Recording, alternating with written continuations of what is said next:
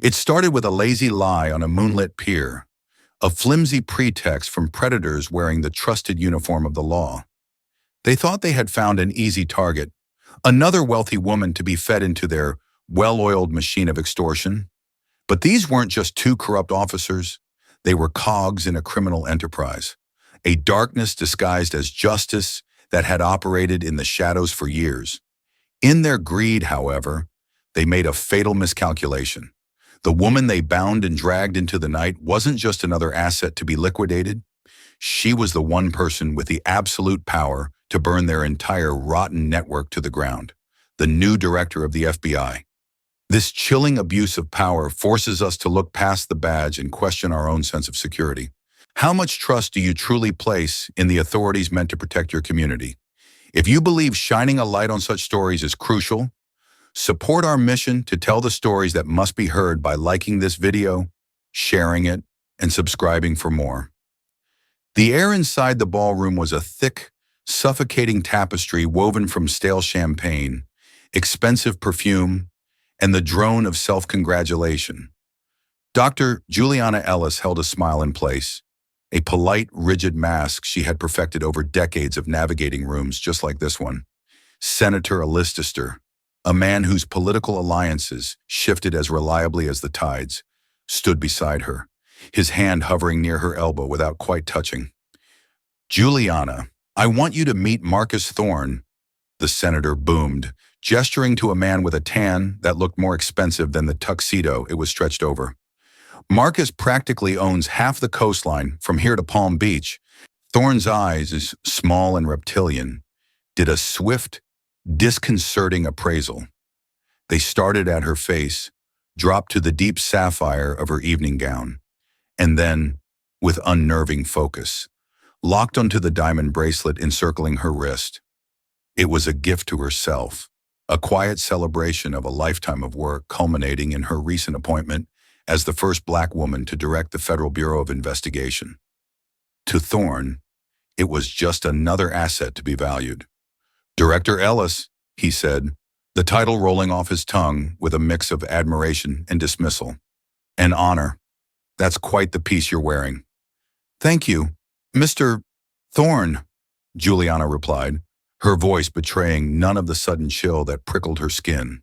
She wanted out, not just from the conversation, but from the entire performance. The desire for a quiet moment alone became a pressing, physical need. Excusing herself with a practiced grace, she slipped through a set of glass doors and onto a private pier. The salt-laced breeze of the Miami marina was an immediate reprieve, cleansing the cloying scent of the gala from her lungs. Out here, the distinct, artificial noises of the party became a muted backdrop, a sudden burst of forced laughter, the sharp, distant clink of a dropped champagne flute. The sounds amplified her sense of isolation. But here, it was a welcome solitude. Leaning against the polished mahogany railing, Juliana allowed the director to recede, letting herself simply be. The deep sapphire of her gown shimmered under the moonlight, a stark contrast to the dark, gently bobbing water. Her gaze fell to the bracelet. Each of the discrete diamonds was a marker, a milestone on a summit few could even imagine. Tonight was a rare moment of peace before she would dive headfirst into the political and bureaucratic labyrinth awaiting her in Washington, D.C. She had dedicated her life to understanding the criminal mind, earning a doctorate in forensic psychology and climbing the ranks with a reputation for unnerving insight and unshakable integrity. The steady, confident rhythm of boots echoing on the wooden planks behind her broke the stillness. Juliana straightened, her brief peace evaporating. Two men in crisp white Port Authority police uniforms approached. The older of the two, a lieutenant by the insignia on his collar, had a face like chiseled granite, with pale, watchful eyes that seemed to miss nothing. His name tag read, Donovan. The younger officer remained a step behind, a silent, imposing shadow. Donovan stopped a few feet from her, his posture radiating an immediate, unearned authority. "Ma'am," he began, his voice a low gravel. "Port Authority, we're conducting random security checks this evening. A lot of high-profile guests. The request was plausible, but Juliana's internal alarms, honed by decades of professional experience, began to chime softly. "We'll need to see some identification." Donovan's faint smile didn't reach his eyes. His gaze swept over her, scanning the designer gown before landing, just as Thorne's had, on the bracelet. "That's a remarkable dress, ma'am," he said, the words smooth and practiced. "Must have cost a pretty penny. We're just making sure everyone's pretty pennies stay where they belong tonight." The compliment was a chilling echo of the tycoon's appraisal, a violation disguised as official procedure. Juliana's expression remained perfectly composed, her voice calm and level as she met the officer's cold stare. "Security is a cost everyone should be willing to bear." "Officer," Donovan's pale eyes hardened almost imperceptibly at her response, the faint smile tightening at the corners of his mouth. It was a flicker of annoyance, the reaction of a predator whose prey had failed to show the appropriate amount of fear. The moment was fleeting, but for Juliana, it was a flare in the darkness, turning the soft chime of her internal alarms into a steady, insistent hum. This was wrong, not just irregular, but fundamentally wrong. Her professional instincts, sharpened by 1,000 sterile interview rooms and chilling confessions, took over. She wasn't just a woman on a pier anymore. She was an analyst dissecting a threat. It was in the way Donovan's gaze wasn't conducting a security sweep. It was performing an appraisal. His eyes didn't search for concealed weapons or suspicious behavior. They cataloged value. They lingered on the cluster of diamonds at her wrist, then slid to the designer clutch in her hand, calculating, pricing, assessing. He wasn't looking at a person. He was divesting her of her humanity, piece by glittering piece, until all that was left was an asset. Juliana's attention shifted for a fraction of a second to the other man. The younger officer, whose name tag read Torres, stood slightly behind Donovan, a silent statue in the moonlight. She noticed then that he was deliberately avoiding her gaze, his eyes fixed on a point on the pier just over her shoulder. His posture was rigid, his hand resting near the butt of his sidearm in a classic intimidation stance. Her mind, quick to find patterns, supplied a plausible explanation: inexperience. He was a rookie, tense and overcompensating, afraid of making a mistake in front of his commanding officer.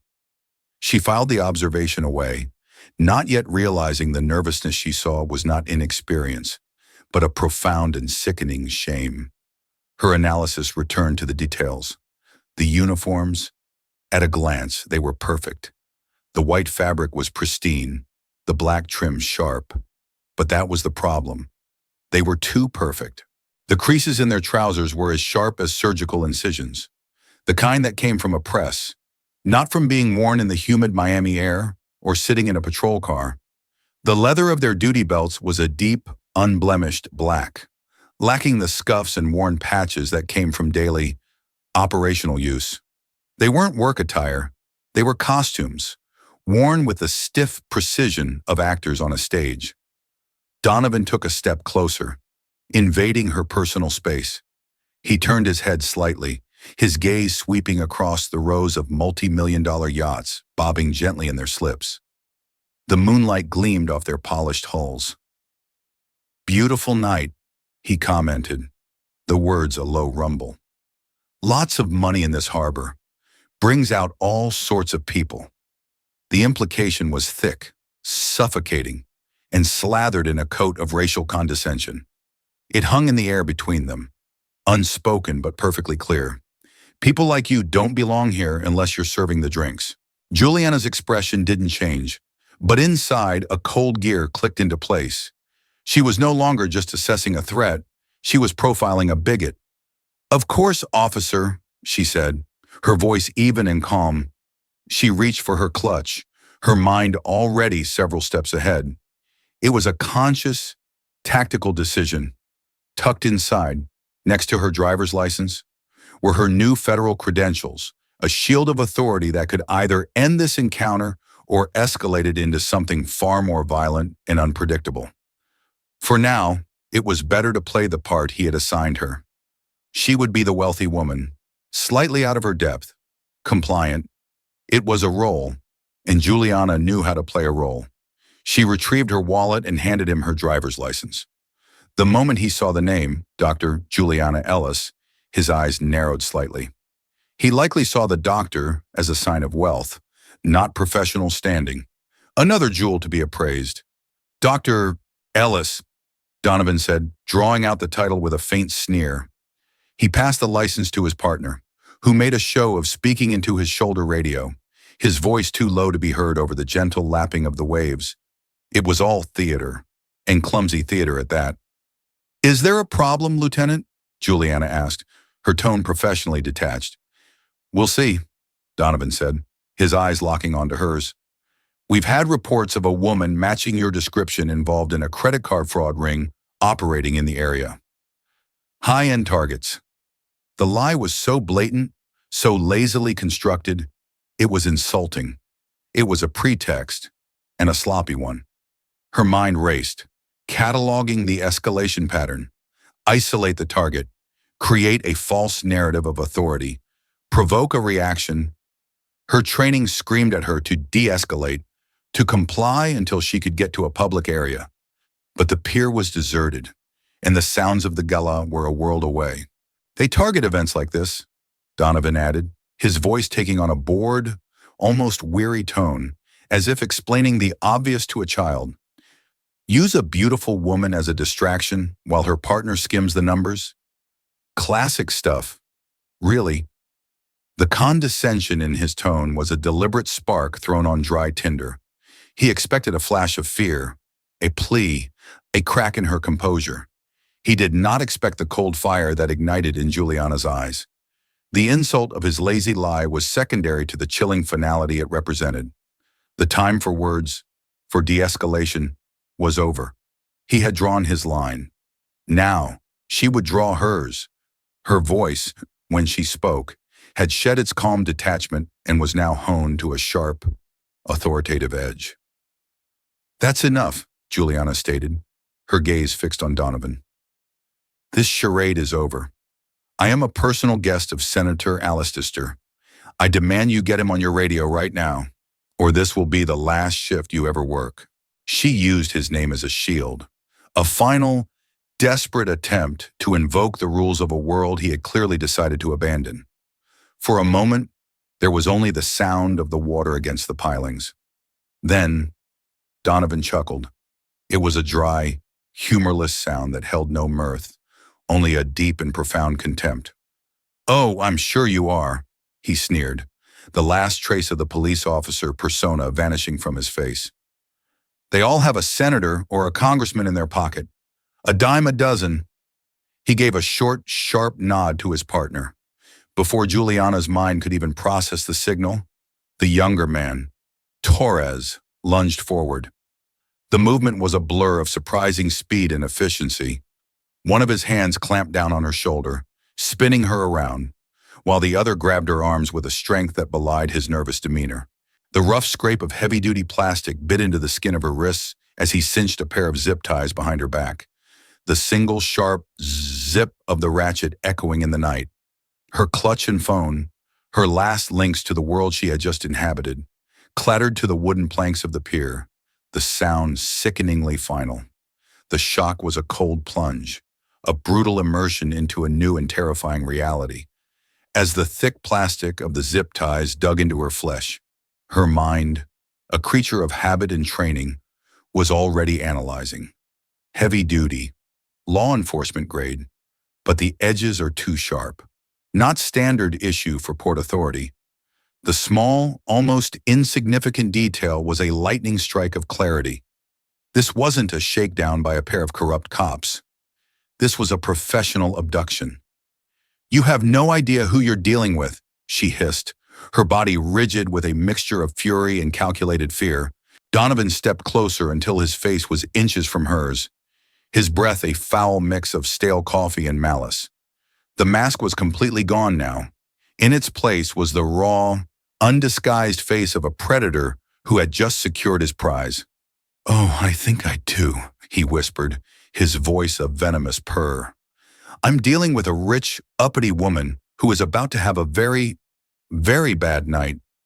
Juliana's voice was low and sharp as she said, "Whatever you think you're gaining from this, I promise you, the cost will be infinitely higher." Donovan chuckled again, savoring the moment. I love it when they try to bargain with accounting. Don't you worry about my ledger, doctor. I always come out ahead. He grabbed her by the upper arm, his fingers digging into her flesh like talons. They weren't heading back towards the light and noise of the gala.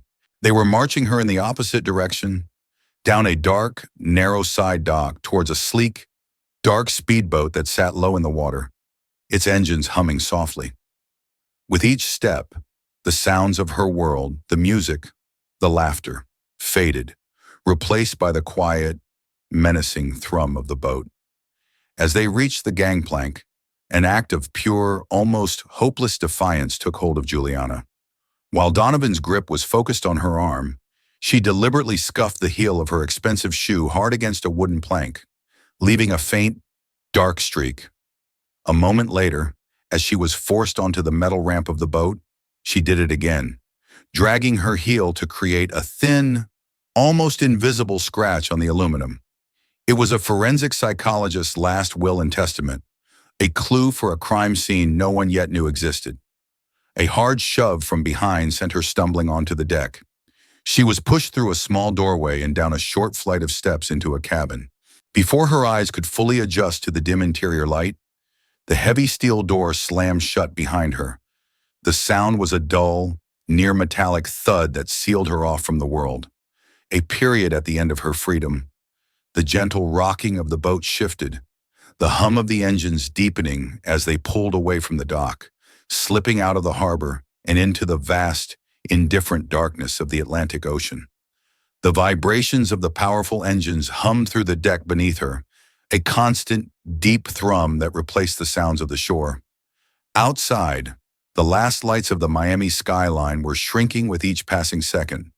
Inside, Juliana's eyes adjusted to the dim, opulent glow of the cabin, cream leather sofas, polished teak walls, a fully stocked crystal bar. It was a prison of decadent luxury, and the warden was about to begin his performance. Donovan shed the white uniform jacket, tossing it onto a sofa with disdain. Underneath, he wore a tight black t-shirt that stretched across a barrel chest. The last vestige of the officer was gone, replaced entirely by the captor. He moved through the space with a proprietary air, his footsteps sure and steady despite the motion of the boat. He ran a hand over the polished teak wall, his fingers tracing the grain as if admiring his own property. He paused at the bar, picking up a heavy crystal statuette of a marlin, weighing it in his hand before setting it back down with a precise, soft click. Every action was a nonverbal declaration of dominance. In this world, he was king. He finally turned to the bar, selecting a bottle of single malt whiskey and pouring a generous measure into a crystal tumbler. The sound of the amber liquid splashing into the glass was loud in the humming silence. He didn't offer her any.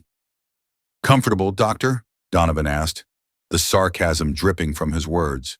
He took a sip of his drink, his pale eyes watching her over the rim of the glass. Juliana remained silent, her body held in a state of controlled stillness on the leather sofa. The zip ties bit into her wrists, a constant, sharp reminder of her situation.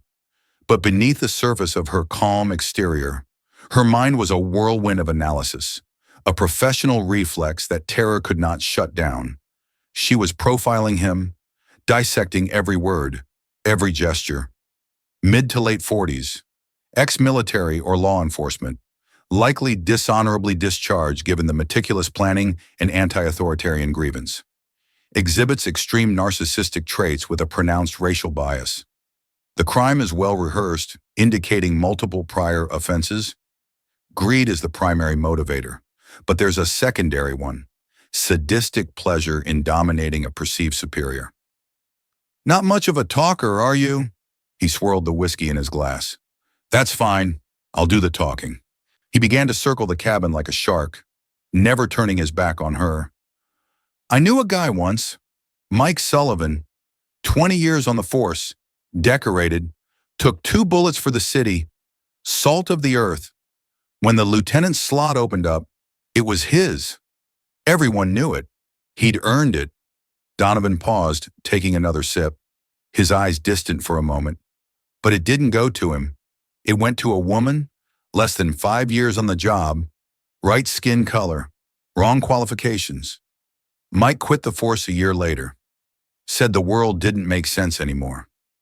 He stopped pacing and looked directly at Juliana, his expression a mask of self-righteous indignation. He was right. The world is out of balance, full of people getting things they didn't earn. The anecdote, so twisted and self-pitying, laid the core of his pathology bare. He was a man who felt the world had cheated him, and he had cast her in the role of his oppressor. You see, I have a little business on the side. Donovan continued, his tone shifting from aggrieved to coldly professional. I provide exclusive vacation experiences for people who have more money than sense. People like you. He gestured around the opulent cabin. This boat, the crew, the fuel, it's all very expensive. My clients, they help me cover the overhead. He placed a black leather briefcase on the polished coffee table and clicked it open. He didn't pull out a weapon. He pulled out a neat stack of papers and a sleek, expensive-looking pen. The sheer banality of it was chilling. This was his 9-to-5. This is the part where you become a valued business partner. Dr. Ellis. He laid the documents out like a corporate negotiator discussing a merger. These are standard wire transfer authorizations for several international accounts. You fill them out, provide the account numbers, the passwords, everything. You sign them, and once the transfers are confirmed, a process that takes about 12 hours, we drop you off on a nice, quiet little island in the Bahamas with enough cash for a plane ticket home. Simple, clean, and if I refuse, Juliana's voice was steady, betraying none of the cold dread coiling in her stomach. Donovan's face darkened. He put down his glass and leaned in close, his voice dropping to a venomous whisper. If you refuse, well, the ocean is a very big, very deep place, and the sharks don't care if you have a ducky.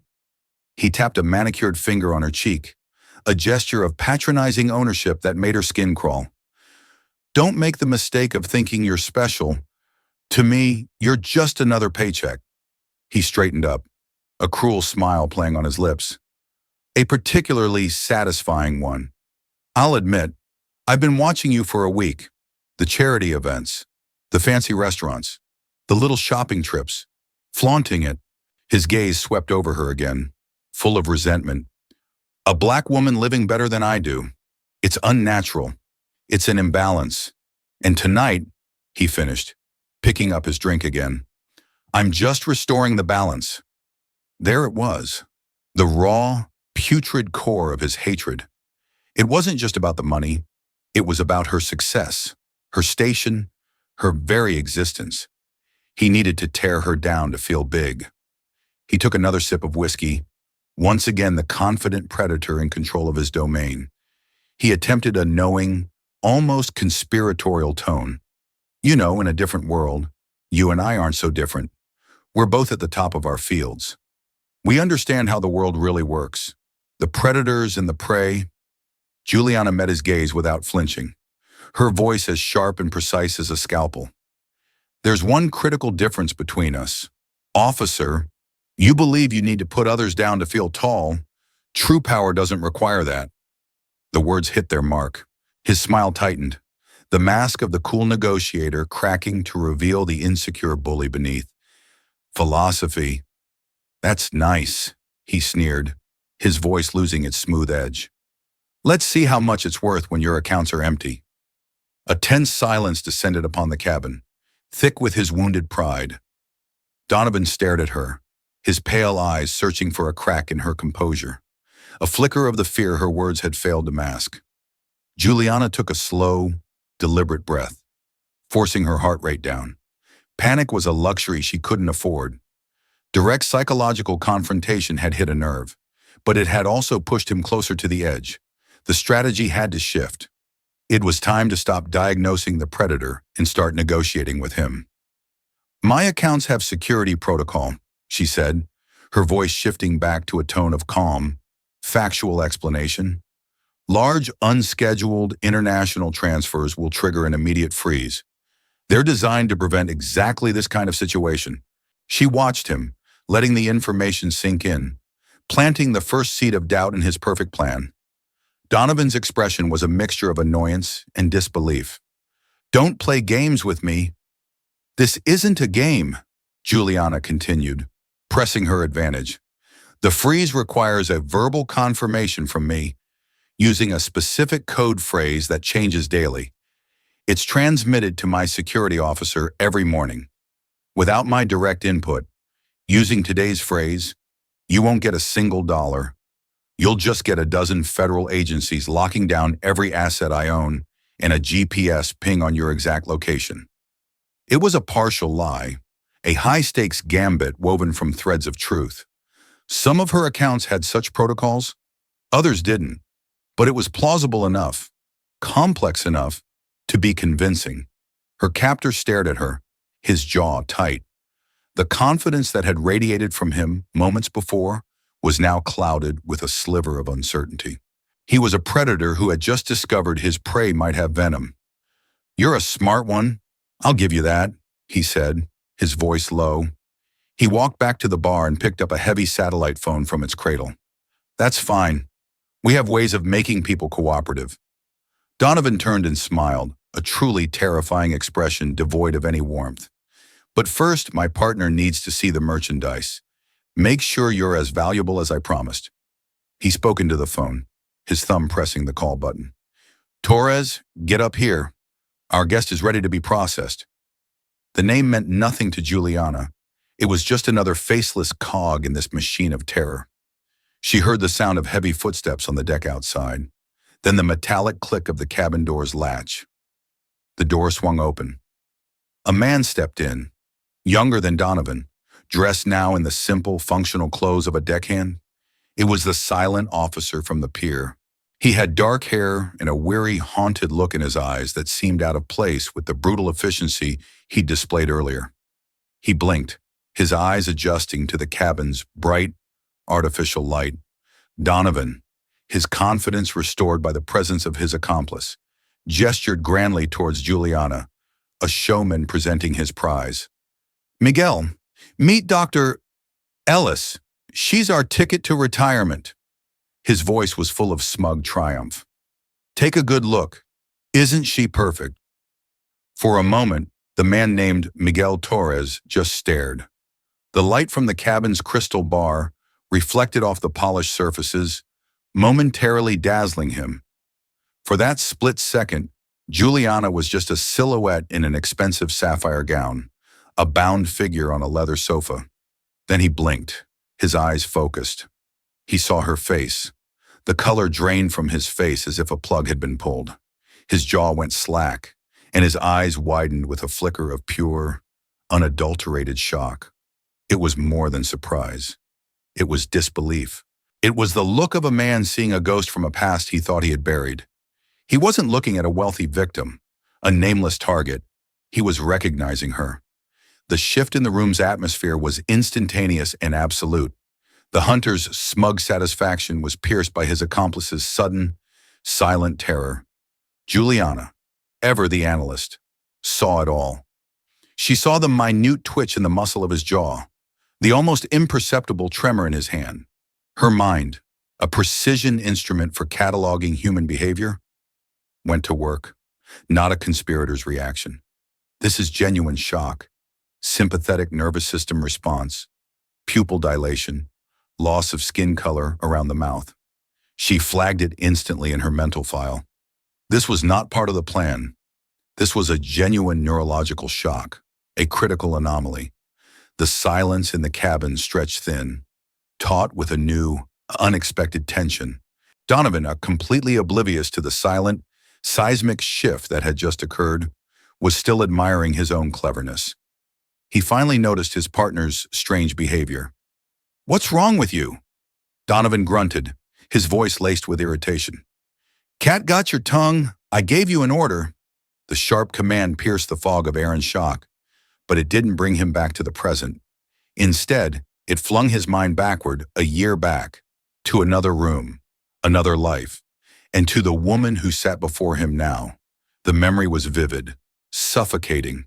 It wasn't the polished teak and expensive leather of a yacht, but the cramped, stuffy confines of a courthouse consultant's office. The air had smelled of old paper and stale coffee. He had been Miguel Torres then, a low-level wheelman for a chop shop, caught up in a federal racketeering case that was supposed to send him away for a decade.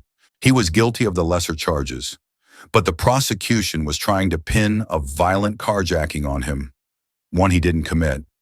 His public defender was overwhelmed, ready to push him into a terrible plea deal that would trade his youth for a concrete cell.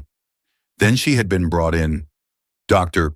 Juliana Ellis, the renowned criminal psychologist, a consultant for the UMIS, attorney's office.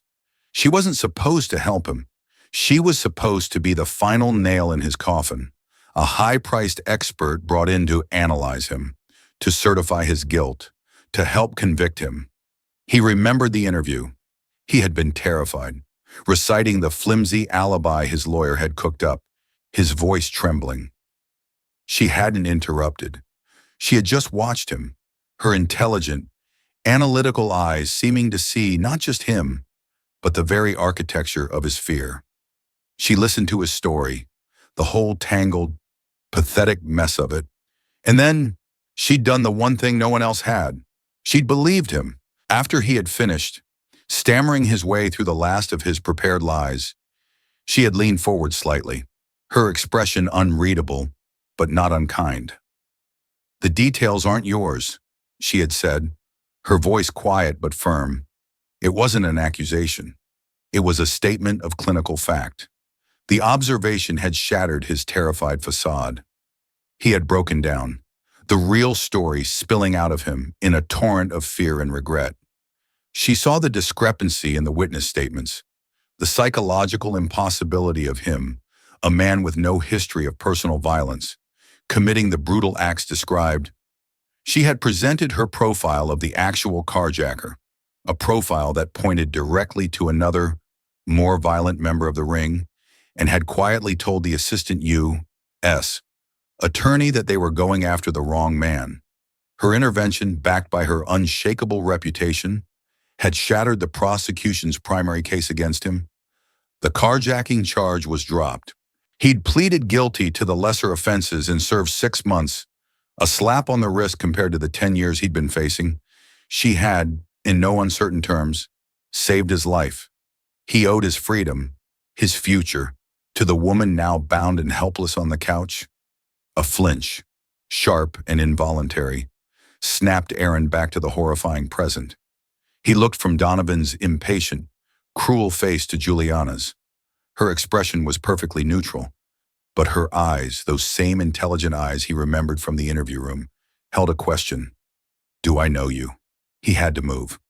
He walked forward stiffly, his legs feeling like lead.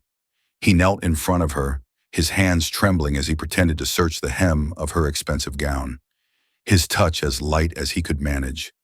His mind was a screaming chaos. This can't be happening. Of all the people in the world, it had to be her. Donovan had told him it was just another rich tourist, an easy mark. He'd never mentioned a name. Aaron had been trying to get out, to go straight after prison, but old debts and Donovan's threats had pulled him back into the life for one last job, a job that had just become an absolute catastrophe. "Find anything?" Donovan pressed, his voice sharp with irritation. "No, nothing," Aaron stammered, his voice hoarse. He patted her ankles, his fingers brushing against the rough edge of the zip tie biting into her skin. He looked up, and for a split second, his eyes met hers again. He tried to convey a universe of apology, of desperation, of a silent plea. "I'm sorry, I didn't know." He stood up, his body rigid with a desperate resolve. He had to try. Turning to face Donovan, he spoke, his voice low and urgent. "Vincent," he began, using the first name Donovan reserved for what he considered business negotiations. "We need to stop this. Right now. This is a mistake." Donovan's eyes narrowed to slits. "A mistake? This is a seven-figure payday. The only mistake would be you losing your nerve." "You don't understand who she is," Aaron pleaded, gesturing helplessly toward Juliana. "This isn't some random socialite. This is bad. Very bad." His plea was more desperate now. He physically stepped between Donovan and Juliana, a fragile human shield. "Vincent, this boat, this whole operation, it's all gone if we don't stop. We take the jewelry, the watch, we leave her on the coast, and we disappear. It's enough. We can walk away right now." The one thing that might stop Donovan, her true title, was trapped in his throat, a piece of poison he couldn't spit out.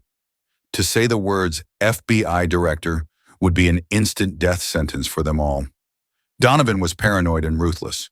Cornered with a target that big, he wouldn't hesitate to eliminate all witnesses, starting with the one who had just become a liability.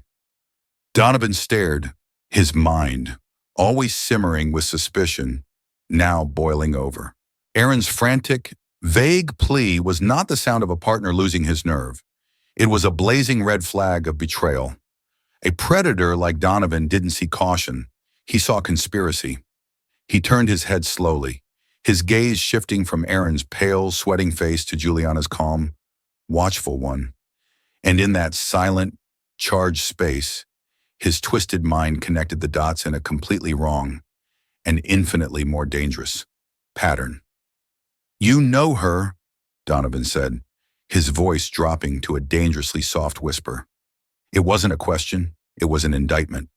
The sudden shift from irritation to icy certainty was terrifying.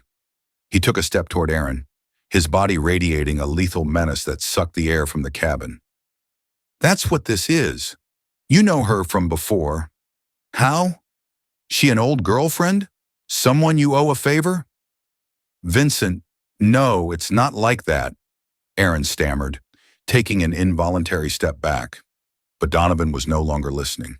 He was weaving his own narrative, a tapestry of paranoia and betrayal. "All night, you've been acting weird, quiet, jumpy. I thought you were just nervous.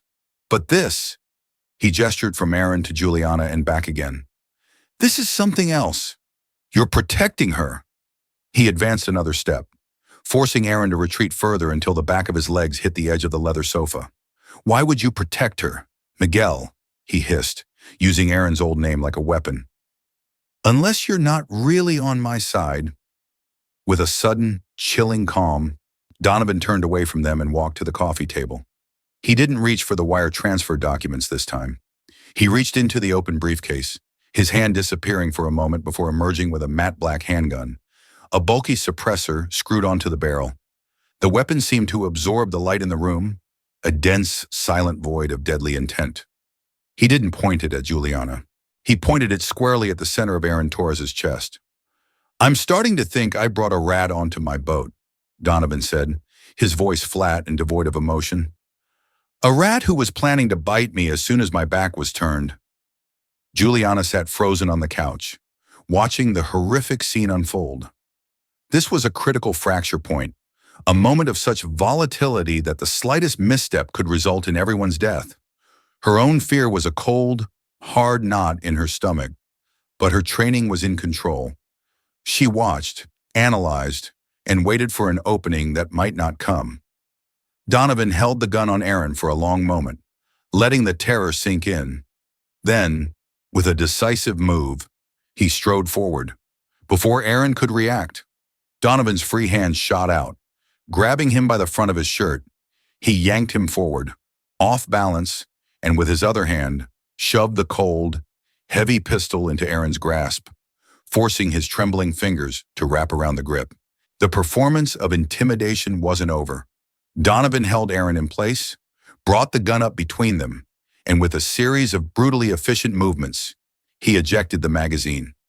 He held it up for Aaron to see, the brass gleam of fully loaded cartridges, then slammed it back into the grip with a sharp, authoritative click. He racked the slide, the sound unnaturally loud in the silent cabin, chambering around. It was a deliberate, violent piece of theater. "You have one chance," Donovan snarled, his face now inches from Aaron's, his breath hot with rage. "One chance to prove to me where your loyalty lies." He jerked his head towards Juliana, who sat perfectly still, her eyes locked on the weapon that was now in the hands of the one man in the room who didn't want to harm her. "You said this was a mistake," Donovan taunted, his mind concocting its own sordid backstory. "Fine. Correct the mistake." His grip on Aaron's shirt was like a vice. "What are you waiting for? Miguel, is it hard to shoot your old girlfriend? Is that it? I don't care. Prove your loyalty." He gave Aaron a hard final shove, forcing him to stumble forward until he stood directly over the woman on the couch. "Pull the trigger," Donovan commanded. "Kill her. Now." The gun in Aaron's hand felt impossibly heavy, a dead weight pulling him down into a fresh hell. Donovan's command echoed in the cabin, an ultimatum from which there was no escape. His gaze darted from the suppressed pistol to Juliana's face. She remained unnervingly still, her expression a mask of hardened composure. But he could see the faint tremor in her jaw, the minute tensing of the muscles in her neck. She was terrified, but she was also calculating, waiting to see what he would do. His heart hammered against his ribs, a frantic drumbeat of panic. His mind was a maelstrom of conflicting impulses. Loyalty. His only loyalty was to the woman who had given him a second chance, the woman Donovan was now ordering him to execute. But open defiance was suicide. Donovan would kill him without a second thought and then kill Juliana anyway. There was no path that didn't end in blood. He was trapped. The metal of the pistol was icy against his skin, a conduit of the cold reality of his situation. The weapon felt alien in his hand, not a tool but a verdict. He could feel the cold sweat trickling down his spine, a chilling premonition of the finality that was only a trigger pull away. The suffocating silence in the cabin was broken only by the hum of the engines and Donovan's impatient breathing. Aaron's arm trembled, the weight of the gun a physical manifestation of his impossible choice. He knew he couldn't kill her, but he also knew he couldn't die for nothing. His gaze, filled with a universe of desperation, lifted from the weapon and locked onto Juliana's eyes. In that shared silent moment of impending doom, a wild, insane plan, a long shot that depended on perfect timing and her absolute trust, began to form. He raised the gun, his arms shaking so violently that the sights wavered over her chest. Her eyes never left his. In that intense, silent communication, a desperate message had to be sent. He subtly, almost imperceptibly, shifted his gaze downward for a split second, down toward the plush leather floor of the couch just in front of her, before snapping his eyes back to hers. He widened them slightly, a frantic, silent plea. "Play along. Trust me." Juliana, the expert in nonverbal cues and human behavior, caught it. It was a flicker, a deviation from the expected pattern of a man about to commit murder. A man about to shoot someone looks at his target, not the floor. It was a signal. In that fraction of a second, with Donovan's roar echoing in her ears and a gun pointed at her heart, she made a choice. She would trust the man who had helped kidnap her over the man who was ordering her death. She subtly braced her body, coiling her muscles, preparing to move. "Do it!" Donovan roared, his patience finally snapping. He gave Aaron a hard shove from behind. The shove was the catalyst. It propelled Aaron forward a step, giving him the momentum and the justification he needed. As he stumbled, he yelled a single, ragged phrase that was both an apology to her and a confession to his tormentor. "I'm sorry." In the same instant, he squeezed the trigger. The suppressed shot was not the loud crack he expected, but a dull, fleshy thump, a sound designed for close-quarters assassination.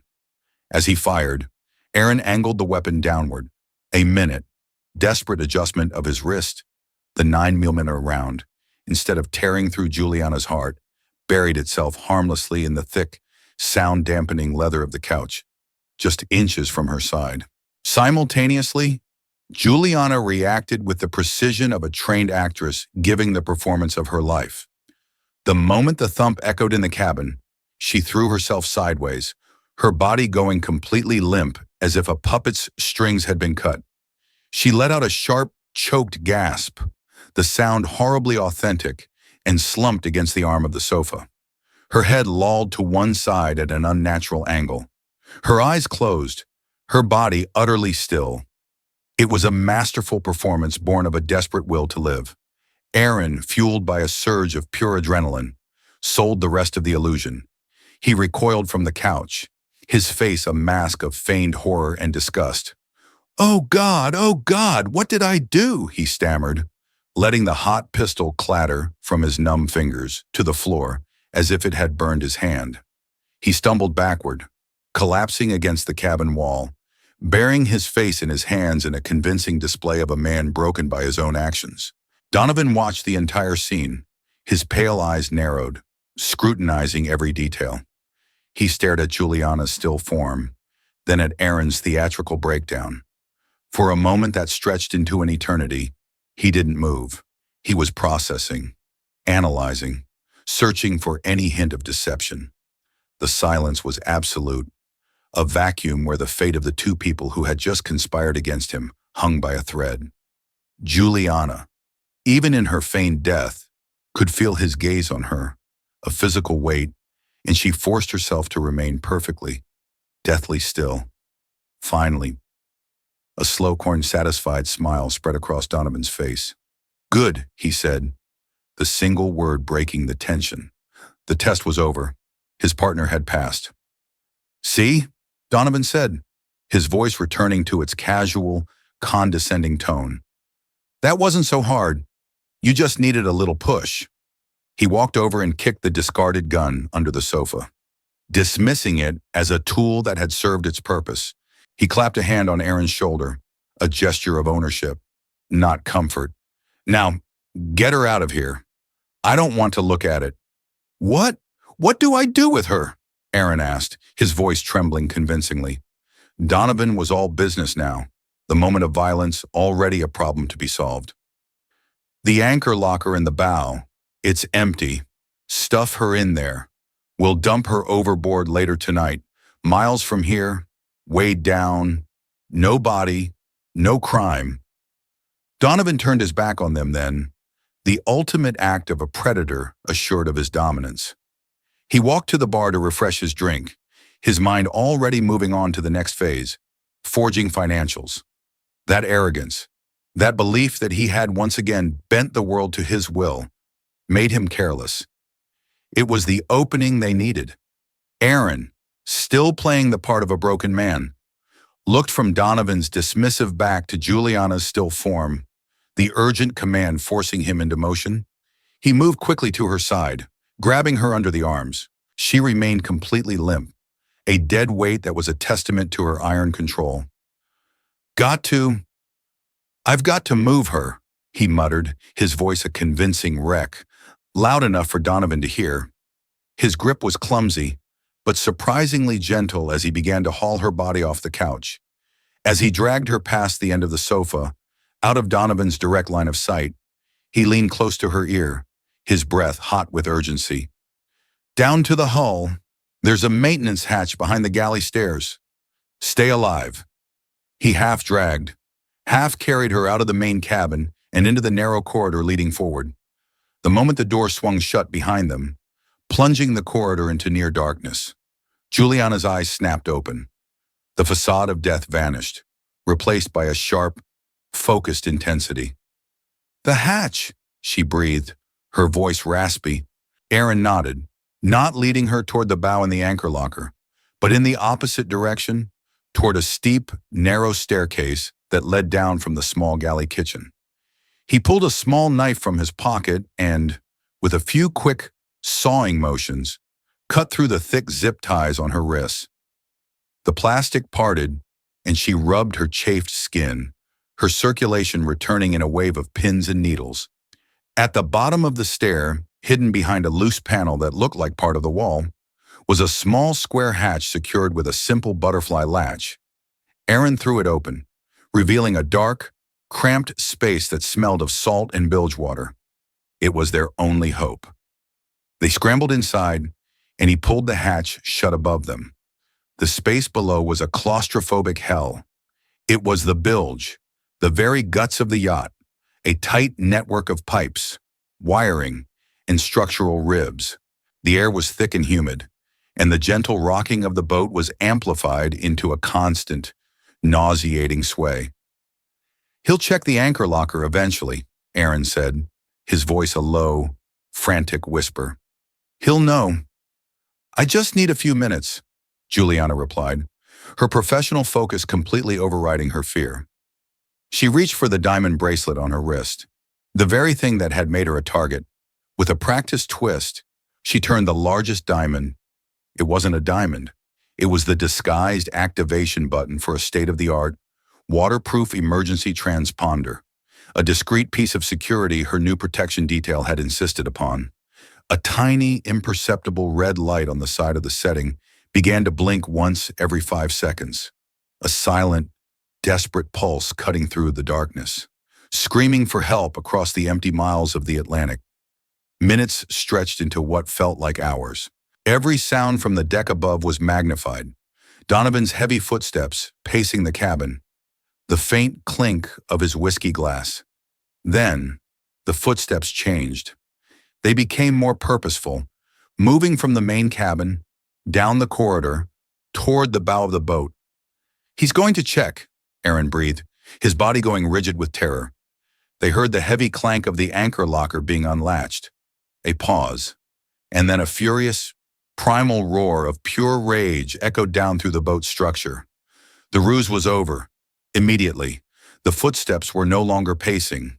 They were pounding, storming through the yacht. Drawers were being ripped open, doors slammed. Donovan was tearing his own boat apart, hunting for them. His hunt was methodical. They heard him in the galley directly above them, kicking at cabinets, tapping on walls, listening. Then, the sound of the panel by the stairs being ripped away. He had found the faint scratch on the floor she had left earlier. The heavy thud of the butterfly latch being thrown open was like a gunshot in the confined space. Light flooded their hiding spot as the hatch was yanked open.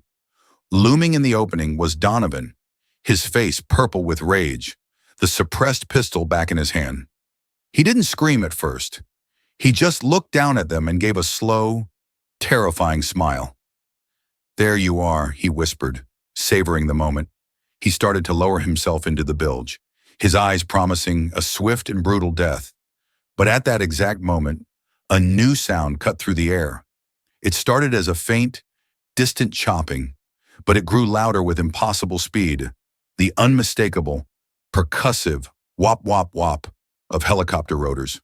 Donovan froze, one leg in the hatch, his head snapping up, his eyes wide with sheer disbelief. Suddenly, the yacht was bathed in a blinding white light from above, as a searchlight from a Black Hawk helicopter painted them in its glare. "FBI! This is the FBI! Cut your engines and show me your hands!" The voice that blasted through a loudspeaker was a thunderous, inescapable command from God.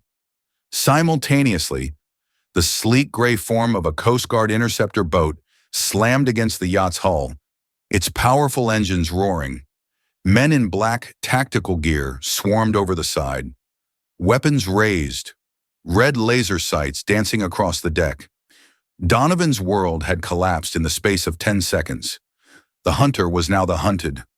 For a split second, in a final, spiteful act of defiance, he swung the gun back down towards Juliana. He never got the chance. An FBI agent on the deck, seeing the move, fired a beanbag round from his shotgun. The round hit Donovan squarely in the chest, knocking the wind out of him and sending him tumbling backward into the galley with a pained grunt. The suppressed pistol skittered across the floor as agents swarmed over him, pinning him down, cinching his wrist behind his back with a satisfying, metallic click. The chaos of the raid subsided into the controlled efficiency of a federal operation. Agents moved with sharp, practiced purpose, securing the vessel. Aaron Torres, hands raised in surrender, was helped out of the bilge, trembling but alive. All eyes then turned to the dark, open hatch, a square of blackness in the brilliant, artificial daylight of the searchlight. A hand emerged, gripping the edge of the opening, followed by another.